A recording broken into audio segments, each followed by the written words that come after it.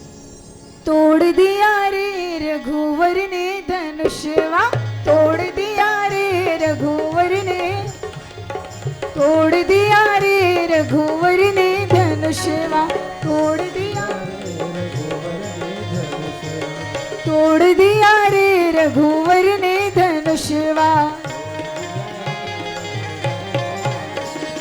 तोड़ दिया तोड़ दिया तोड़ दिया रे, तोड़ दिया तोड़ दिया तोड़ दिया रे, अजी तोड़ दिया रे सियावर ने धनुषवा, तोड़ दिया रे सियावर ने, तोड़ दिया रे सियावर ने धनुषवा, तोड़ दिया रे सियावर, तोड़ दिया रे सियावर ने धनुष।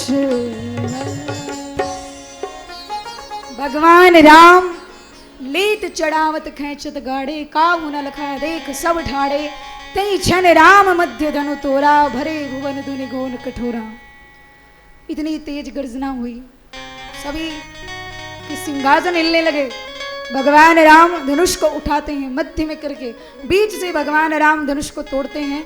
और कहा जाता है भगवान ने धनुष कैसे तोड़ा किसी ने नहीं देखा, कोई देख नहीं सका कि कब धनुष टूट गया, कब उठाया कब तोड़ा, किसी ने नहीं देखा। भरे भुवन घोर कठोर, रब रवि बाजी तजी मार्गो चले घोर,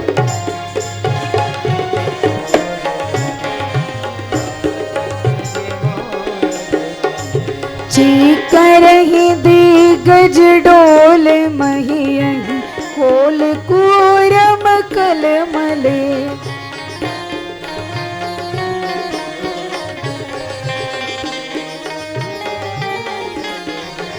सुर असुर मुनि कर कान दीन, सकल बिकल विचारहि,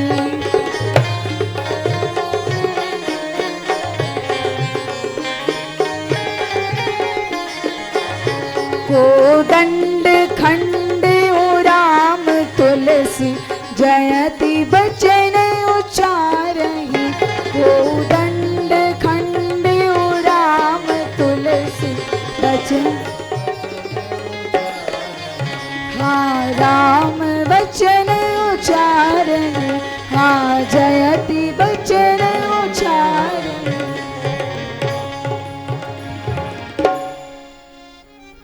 भरे भुवन घोर कठोर, रव रवि बाजी तजु मार्ग चले। सारी दिशाओं में गर्जना होने लगी, देवता आकाश में प्रकट हुए, पुष्प वर्षा करते हैं और भगवान राम धनुष को उठाकर उसका खंडन करते हैं। काछ तिलाव जून धनु तोरा, भगवान शंकर का धनुष राम जी उस समय खंडन करते हैं।